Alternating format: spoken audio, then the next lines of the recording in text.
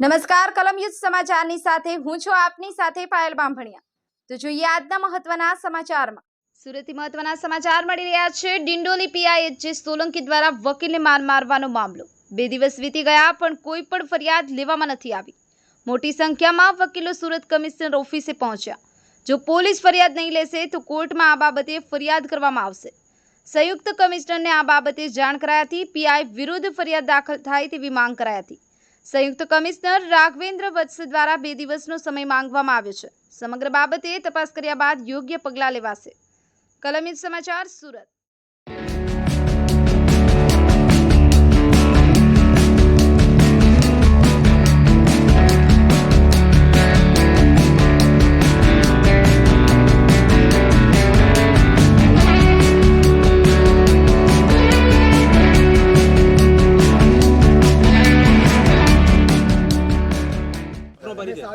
મારું નામ એડવોકેટ હિરેન નાઈ છે।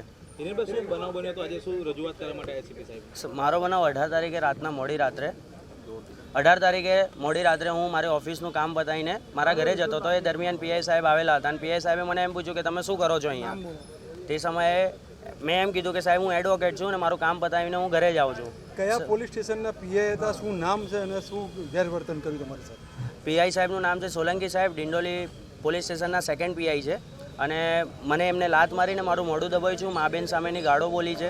શા માટે એવું એમણે કર્યું તમને કે સાહેબ એ તો મને પણ નથી ખબર કે એમને મારી સાથે શું કામ આ બધું કરેલું છે। અત્યારે શું રજૂઆત કરી?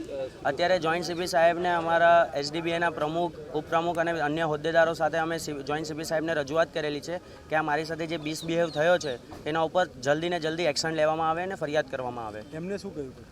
એમને સારો એવો રિસ્પોન્સ અમને આપ્યો છે। એમને 2 દિવસનો ટાઈમ માંગ્યો છે ઇન્ક્વાયરી કરવા માટે અને ઇન્ક્વાયરી પછી જે હશે અમને જણાવશે।